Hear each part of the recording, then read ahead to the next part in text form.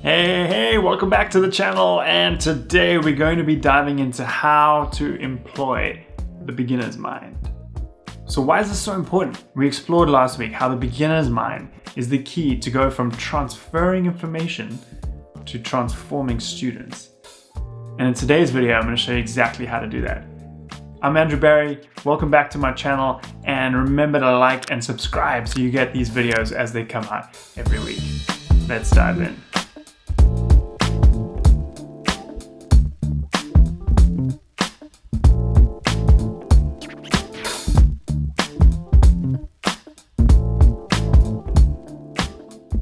By the way, before we get started, some of you may be recognizing this shirt that I'm wearing. It's getting kind of close to summer here in the US. I'm getting pretty excited wearing short sleeve shirts. Try saying that 3 times fast. And this shirt is the same one Hopper wears in Stranger Things. So congrats if you saw that already. Okay, let's go back to beginner's mind. I'm going to cover 4 techniques that you can use to employ a beginner's mind. And then I'm going to show you how to teach effectively from the design to the delivery phase, tying all this up. But before we begin that, one of the best ways to do this, and what we do at Curious Lion, one of the biggest, most valuable services we provide, is just asking good questions. Now, for you as the course creator, to flip that around is to find someone to do that for you.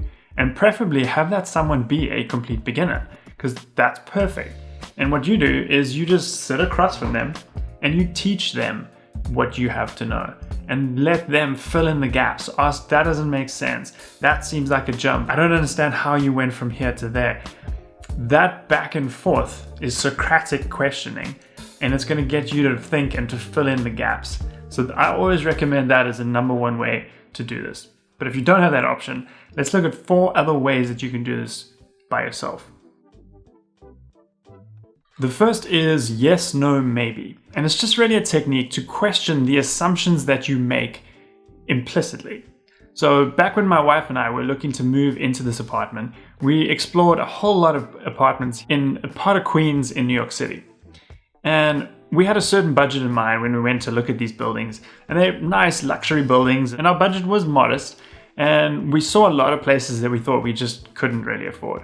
And so we didn't even go and look at some of them.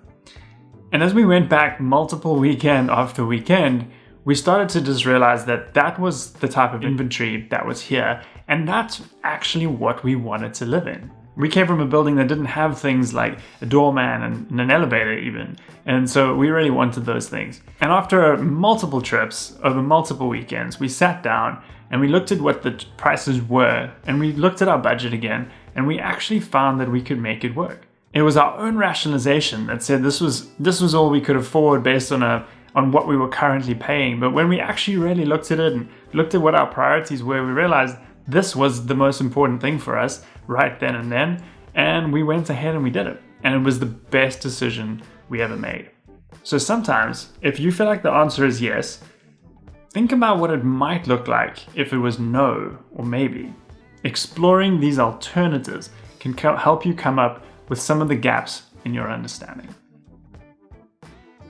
Okay, the next one is pay attention to the foundations. So if you're starting any new exercise or sport, there's often baseline movement that is very, very important to the carrying out of the activity that you need for that sport. So a good example of this is weightlifting. And back when I first started lifting weights, I just wanted to lift the biggest weights and get the biggest muscles possible, which, as you can see, didn't really work out for me. But the mistake I made was that I went straight to the big weights, and I wanted to kind of shortcut this whole process. And the result is I spent 2 years with chronic back pain that resulted in 6 months of chiropractic work to finally get me to be able to bend over again and tie my shoelaces. What I was forgetting was the basic movements and repetition that I needed my body to understand to be able to do the exercises I was asking it to do. So don't make the same mistake as I did. Pay attention to the foundation. Set yourself up for success by not being lazy and assuming you know how to do the basics. Pay attention to the basics. Go through the rigor of filling in the gaps. Lay the foundation for others. All right, the third technique is to watch the stories you tell yourself. So we all have biases, and we have a way of rationalizing these to ourselves to make ourselves comfortable. For example, if someone shows up 10-15 minutes late to a Zoom call, I will have absolutely no hesitation to assume that they literally do not value my time. And this isn't a great characteristic, because this caused me to resent them right away. And because I have the poker face of an overeager novice, they could always tell. I would just show it on my face. So I worked on it by accepting the fact that sometimes people are late. I am too.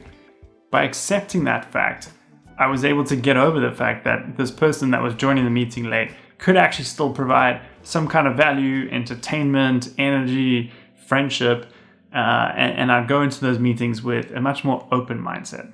So taking the time to pay attention to the stories you tell yourself can help you to uncover some of the hidden biases and things you take for granted in your knowledge. These are the things that make it difficult for others to follow you.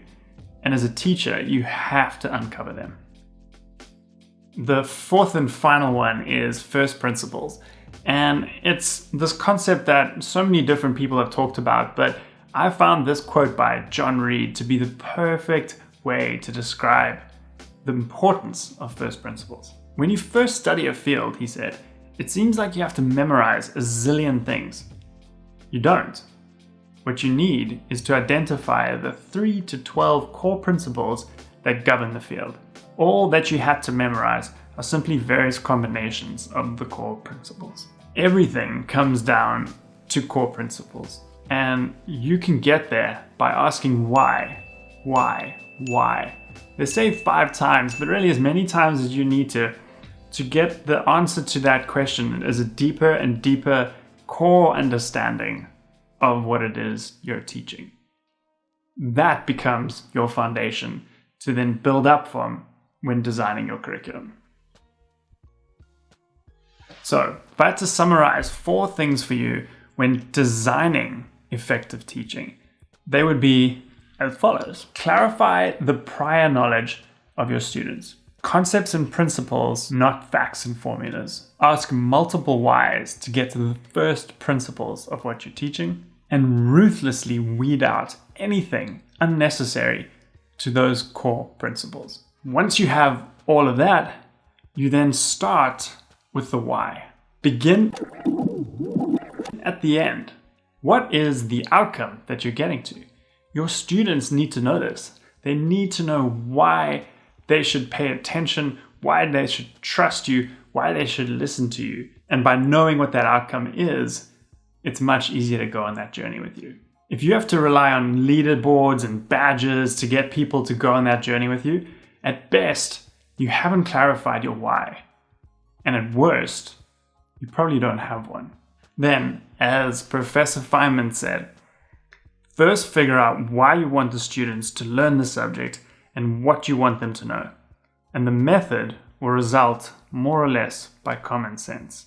So armed with the why, you're now perfectly placed to take them through the what and eventually the how. And as a final reminder and wrap up, here are 6 things to think about as you head now into this journey, armed with the why and the beginner's mind foundational principles of what you teach. So remember, make your structure explicit by signposting, organize your content by scaffolding it around each of those first principles, lead with the why, anchor to prior knowledge, present in multiple contexts, and provide opportunities to practice in new contexts. If you hit all 6 of these and you repeat that for every lesson within your course, you will deliver a transformational course. If you have any questions or any comments about your course, drop them in the space below. I look forward to responding to all of these. And don't forget to like and subscribe to get notified of more content like this. I will see you next week.